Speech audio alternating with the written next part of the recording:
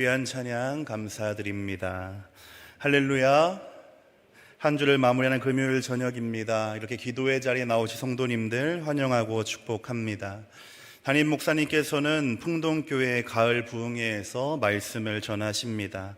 말씀 선포되는 곳에서 하나님의 역사가 나타날 수 있도록 기도해 주시면 감사하겠습니다. 2000년대 초반에 강청기도라는 말이 유행했던 적이 있습니다. 그와 관련된 책들도 참 많이 나왔습니다. 누가복음 11장과 또 오늘 말씀이 대표적인 본문이 되어서 간절한 기도의 중요성을 강조하고 또 응답할 때까지 기도하는 이 기도의 끈질김이 있어야 한다라고 했던 것입니다. 그래서 하나님의 보좌가 움직일 때까지 기도하라라고 하거나 보좌를 잡고 흔들며 기도해야 한다라는 메시지가 선포됐습니다. 저도 그러한 메시지를 들으면서 응답될 때까지 끈질기고 간절하게 기도하면 하나님이 들어주실 것이라고 믿고 목 놓아서 소리 높여 기도하기도 했습니다. 특별히 신학대학교 2층 강단 앞에 난간을 붙잡고 얼마나 열심히 흔들었는지 모릅니다. 너무 튼튼하게 만들어서 흔들리진 않았지만 그러한 마음을 가지고 열심히 기도했습니다. 이러한 마음들이 너무 지나쳤던 것인지 어떤 불경한 사람은 여기서 더 나아가서 너무 많이 나아가서 자신이 하나님의 보좌를 꽉 잡고 있다면서 하나님 꼼짝마, 하나님 까불면 XX라고 하는 이 망언을 내뱉기도 했습니다. 생각해보면 정말로 기도가 그러한 것인가 생각하게 됩니다. 우리가 하나님의 보좌를 잡고 흔드는 것이 기도인가 하는 것입니다. 특별히 오늘 본문이 말하는 기도에 대한 가르침이 끈질기게 기도하기만 하면 반드시 응답이 된다라고 한다는, 마치 기도에 대한 공식을 가르쳐주는 말씀인가 하는 의문이 생기는 것입니다. 이 시간에는 그러한 질문을 가지고 기도에 대한 말씀을 나누려고 합니다. 말씀의 제목은 동상일몽 기도의 목적입니다. 오늘 말씀에는 두 명의 인물이 등장합니다. 한 명은 재판장이고 한 명은 과부입니다. 과부는 원한이 있는 사람이었고 억울한 일을 당한 사람이었습니다. 당시의 고아와 함께 대표적인 약자로 이해됐던 과부는 남성 중심의 사회에서 이제는 의지할 곳이 전혀 사라진 아주 연약하고 무력한 존재를 의미했습니다. 그러하기 때문에 그녀가 원수로부터 억울한 일을 당한 것입니다. 그것을 해결할 방법이 없어서 이제 재판장을 찾아오게 된 것입니다. 그녀가 바란 것은 사사로운 복수가 아니었습니다. 그저 이 일의 시시비비가 정확히 가려져서 공평하게 판결받기, 그것만을 기대했습니다. 그런데 안타깝게도 그의 마을에 있는 재판장이 일반적이지 않은 사람이었습니다. 누가는 이 재판장을 다음과 같이 설명합니다. 오늘 본문 2절 말씀입니다. 이르시되 어떤 도시에 하나님을 두려워하지 않고 사람을 무시하는 한 재판장이 있는데, 이 재판장 어떤 사람입니까? 하나님을 두려워하지 않고 사람을 무시하는 사람입니다. 하나님을 두려워하지 않는다는 것은 하나님을 경외하지 않는 것, 하나님을 믿지도 않고 의식하지도 않는다는 뜻입니다. 눈치 보지 않고 내 마음대로 살아가는 사람입니다. 또 사람을 무시한다는 것은 존중하지 않는다, 사람 취급하지 않는다는 의미입니다. 이 재판장은 재판장이라면 가져야 할 가장 기본적인 자질, 사람에 대한 존중이 없었다라고 하는 것입니다. 6절의 표현을 빌리면 그는 불의한 사람이었고 불의한 재판장이었습니다. 이렇게 세상에 두려울 것 하나 없고 그 누구도 신경 쓰지 않는 사람이었으니 힘도 없고 백도 없고 가진 것도 하나 없는 이 여인의 부탁은 마치 주변에 날아다니는 파리처럼 귀찮은 일일 뿐이었습니다. 실제로 그에게 있어서 이 여인은, 이 과부의 존재는 자신의 그 어떤 영향도 끼칠 수 없는 아주 미력한 존재이기도 했습니다. 그럼에도 불구하고 여인은 그를 찾아갈 수밖에 없었습니다. 불의한 사람이지만 그 사람밖에는 나의 원한을 풀어줄 사람 없었기 때문입니다. 하루고 이틀이고 사흘이고 나흘이고 재판장이 자신을 외면하고 무시해도 찾고 또 찾았습니다. 그것이 계속되던 중에 재판장이 문득 이런 생각을 하게 된 것입니다. 이렇게 내가 무시하는데도 계속해서 찾아오는 것을 보니 내가 원한을 풀어주지 않으면 언제까지고 찾아오겠구나. 더 귀찮아지기 전에 해결을 해줘야겠다라고 한 것입니다. 여기까지 보게 되면 그녀의 끈질김이 재판장의 마음을 돌린 것 같습니다. 주님이 가르쳐 주시는 기도라고 하는 것은 이처럼 끈질기게 응답이 될 때까지 붙잡고 사정하면 이루어지는 것처럼 보이는 것입니다. 그러나 본문을 조금 더 자세히 살펴보게 되면 주님의 가르침은 다른 곳을 향하고 있다는 것을 우리는 발견하게 됩니다. 오늘 1절 말씀입니다. 1절 말씀 함께 읽겠습니다. 예수께서 그들에게 항상 기도하고 낙심하지 말아야 할 것을 비유로 말씀하여.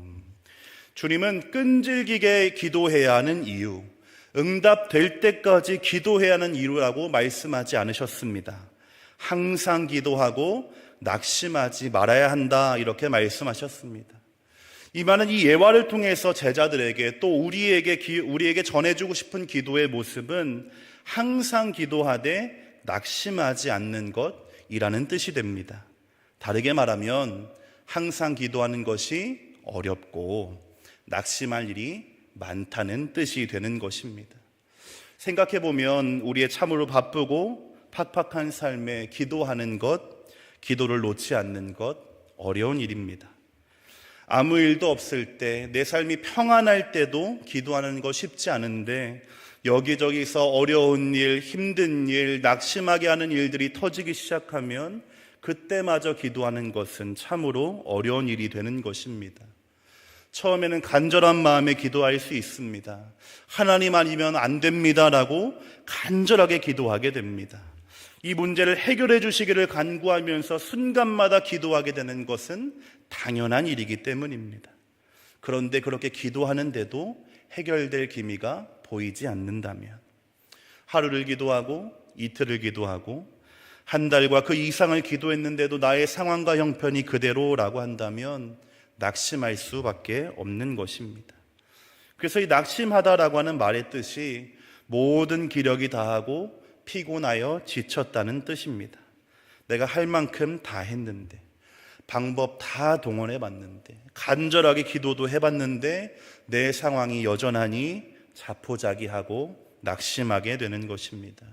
더 이상 기도할 수 없고 기도하고 싶지 않게 되는 것입니다.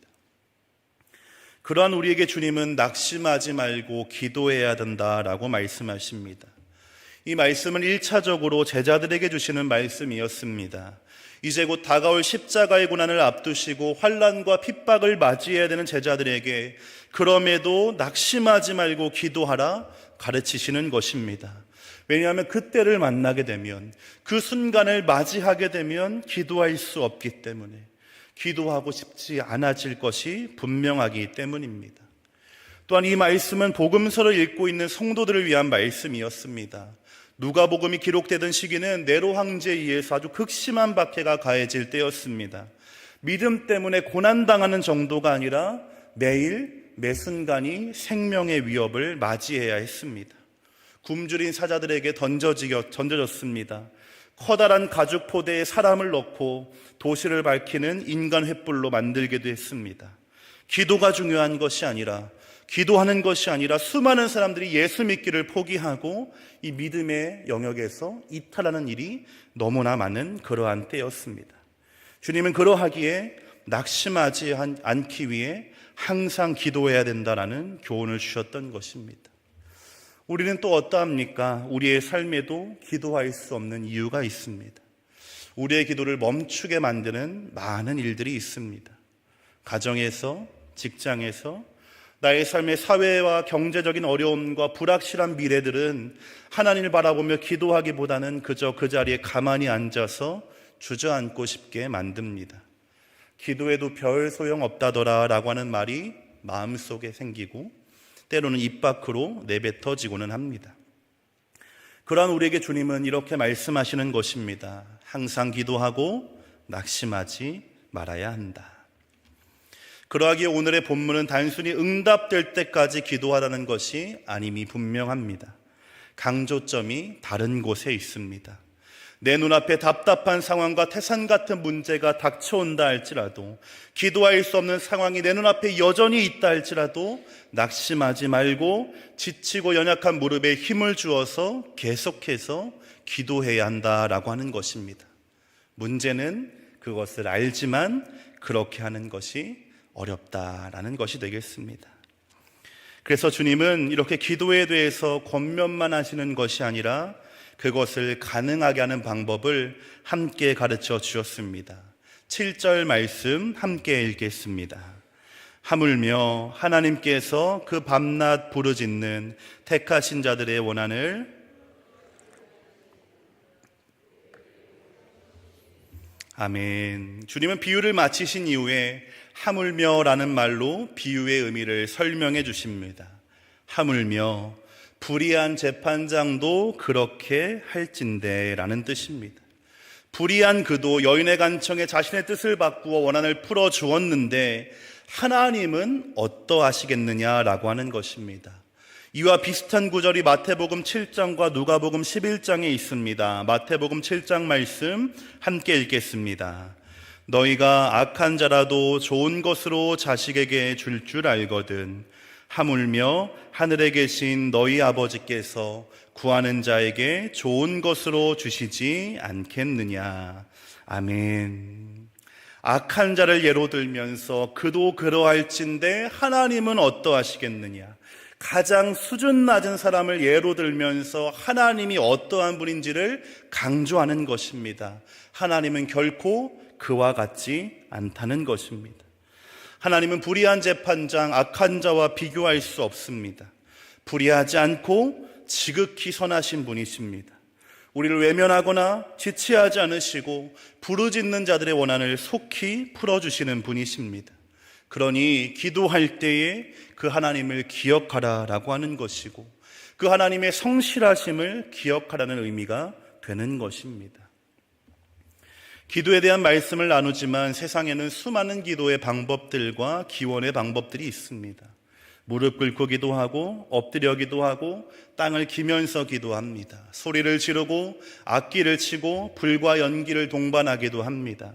그것이 그들의 간절함의 표현이고 기도라고 믿는 것입니다. 자신의 내면을 향해 외치는 기도도 있습니다. 말하는 대로 된다고 믿는 것입니다. 할 수 있어, 잘 될 거야, 너는 멋져 라고 하는 것입니다. 모습과 방법만 보면 우리의 기도와 무엇이 다른가 생각보다 비슷한 면이 많아 보입니다. 우리가 기도에 대해서 고민하고 기도를 신앙생활의 중심으로 삼아가며 살지만 세상에는 수많은 기도와 우리의 기도를 비교해 본다면 모양과 방법에 있어서는 크게 다르지 않다라고 하는 것입니다. 그러나 우리의 기도가 결코 같을 수는 없습니다. 우리의 기도, 성도의 기도의 차이점은 무엇일까요? 당연하고 간단할 수 있지만 우리의 기도를 들으시는 분, 기도의 대상이 하나님이라는 사실입니다. 그것이 세상의 수많은 기도와 기원들, 그들의 간구와 성도의 기도의 차이입니다. 아주 작은 차이일지도 모릅니다. 그러나 그것은 모든 것을 바꾸어 놓는 차이가 됩니다. 우리에게 기도하라라고 말씀하시고 기도할 수 있도록 도와주시며 우리의 기도를 들으시는 하나님은 살아계신 하나님, 능력과 지혜와 거룩과 공의와 선하심과 진실하심이 영원하시고 무궁하신 하나님이기 때문입니다. 그 하나님이 자신을 불의한 재판장에 빗대어 말씀하시는 것입니다. 그 또한 간절하게 애원하면 귀찮아서라도 원한을 풀어줄 것인데 너의 하나님, 너의 아버지이신 하나님, 너의 목자이신 하나님은 어떻게 하시겠느냐? 우리에게 되묻고 계신 것입니다. 주님의 이 말씀은 기도의 대상을 명확히 하라는 말씀이면서 동시에 또 하나의 중요한 내용을 포함하는 말씀입니다. 그것은 우리가 하나님께 기도할 수 있는 존재이고 하나님은 우리의 기도를 들으신다는 사실입니다. 우리는 하나님께 기도할 수 있는 존재이고 하나님은 우리의 기도를 들으신다는 사실, 하나님과 우리는 특별한 관계라는 사실을 강조하시는 것입니다. 하나님과 우리가 특별한 관계라는 것 너무 당연한 이야기인가요? 저는 요즘 이 하나님과의 관계에 대해서 다시 배우고 있습니다. 오랫동안 하나님을 마치 사장님처럼 그분은 나에게 말씀하시고 나는 그것을 따라야 한다고 생각했습니다. 그분이 나를 보호하시고 인도하신다는 것도 하나님이 그렇게 하시겠지, 그저 막연하게 이해할 뿐이었습니다. 그런데 학생부에서 말씀을 나누면서 다시금 깨닫게 되는 것은 저의 신앙생활에서 아주 중요한 무엇인가가 빠져 있다는 사실이었습니다. 그것이 바로 하나님과 저와의 관계였습니다. 목사로서 하나님이 어떤 분이시다, 하나님에 대해서 많은 것을 말할 수 있었는지는 모르지만 하나님이 나를 사랑하시고 나를 위해 특별한 계획을 가지고 계시고 그것을 이루기 위해서는 당신의 모든 능력과 지혜를 발휘하는 분이라는 것, 이 중요한 것을 잊어버리고 있었다라고 하는 것입니다. 그러니 하나님 말씀에 순종하는 것이 은혜이며 축복이 아니라 너무나 부담스러운 의무가 되었습니다. 기브 앤 테이크 하듯이 내가 이만큼 했으면 이만큼 받을 것이라고 기대하고 또 실망합니다. 그렇지 못할 때에는 불안하고 두려울 수밖에 없었던 것, 하나님과 내가 특별한 관계임을 잊었기 때문입니다. 기도도 마찬가지입니다. 기도가 하나님과의 관계에 대한 이해 없이 그저 간절함을 보인 만큼 응답되는 식의 것이었다면 이 세상에 응답받지 못할 사람 하나도 없을 것이고 응답받지 못하는 이유도 분명하다라고 말할 수 있을 것입니다. 또한 하나님은 불의한 재판장과 다르지 않은 분이 됩니다. 그러나 우리 하나님은 저와 여러분을 지배하는 관계로, 주고받는 거래의 관계로 부르신 것이 아닙니다.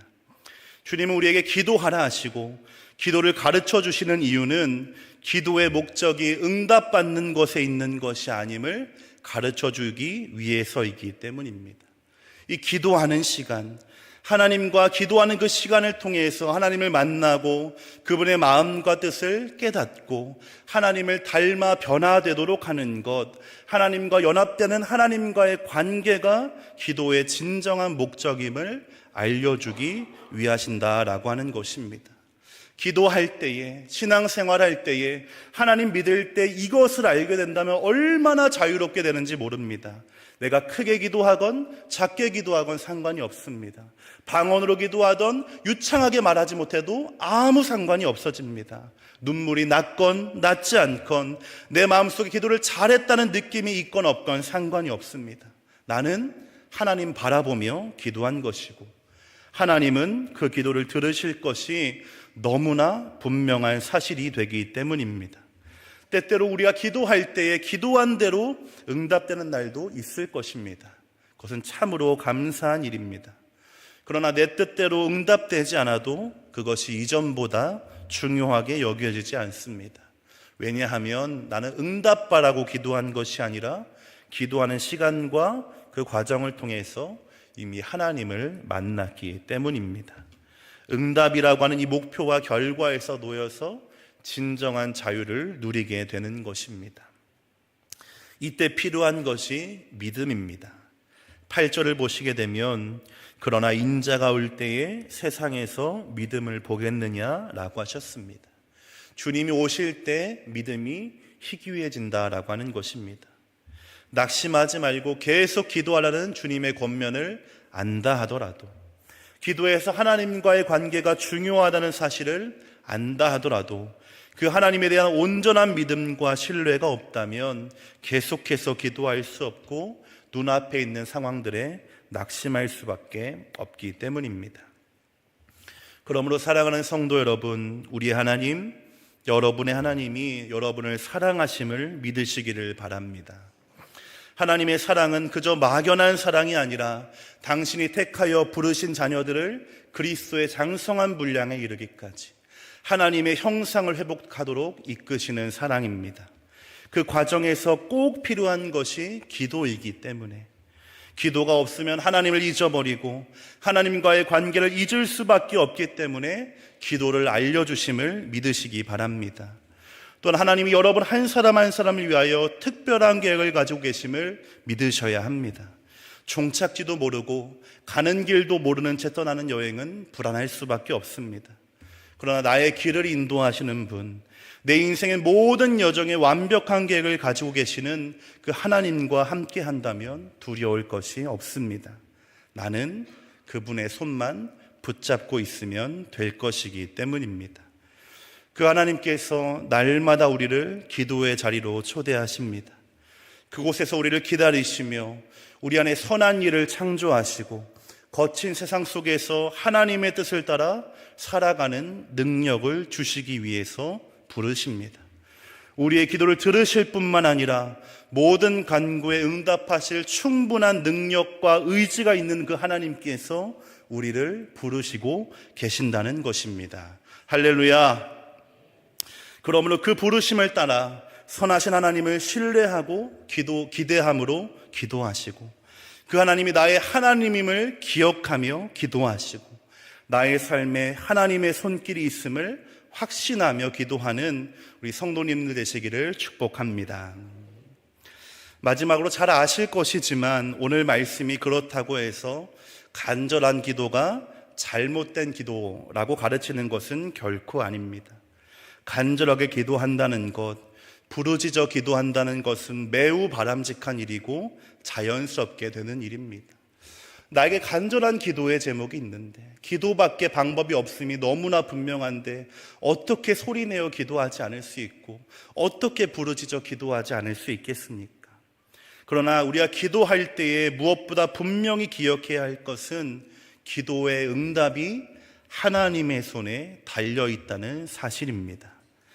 혹여나 나의 간절함이 기도의 응답의 방법이라고 하는 생각이 있다면, 나의 부르짖음이 기도 응답의 비결이라고 여기고 있다면, 내가 얼만큼 어떻게 기도했더니 응답이 되었더라 생각이 되어지고 있다면 이미 하나님과 나의 자리를 착각하고 있는 것입니다. 내가 기도 응답의 열쇠를 쥐고 있다는 큰 오해를 하고 있는 것이고, 하나님의 뜻과는 다르게 기도하는 기도의 동상이몽을 하고 있는 것입니다.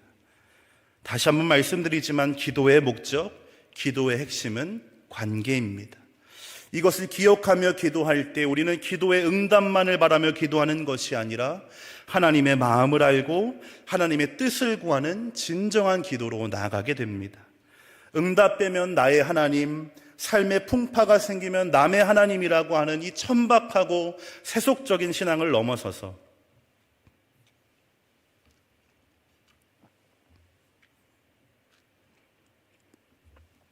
기도를 통해 나를 만나시고 변하게 하시고 새롭게 하시는 하나님을 경험하게 되는 것입니다. 그러므로 이전에 우리가 함께 기도할 때 더욱더 간절하게 기도할 것은, 하나님, 기도하는 중에 하나님 만나게 하여 주옵소서, 하나님을 알게 하여 주옵소서, 하나님을 더욱더 닮아가게 하여 주옵소서라고 하는 간구가 되어야 할 것입니다. 그리할 때 우리는 하나님과 같은 곳을 바라보고 같은 것을 꿈꾸며 나아가는 동상일몽, 진정한 기도의 목적을 이루게 될 줄로 믿습니다. 사랑하는 성도 여러분, 기도는 우리의 삶의 참으로 큰 부분을 차지합니다. 그러하기에 기도에 대한 저마다의 생각들과 이해가 있고 오해들이 있기도 한 것은 사실입니다. 그러하기에 주님은 여러 군데에서 기도에 대하여 가르쳐 주십니다. 이 시간도 우리가 오늘 말씀 특별히 기억하면서 하나님이 나의 하나님이심을, 하나님과 내가 특별한 관계 안에 있음을 기억하며 기도하는 저녁 되어지기를 소망합니다. 말씀 기억하며 함께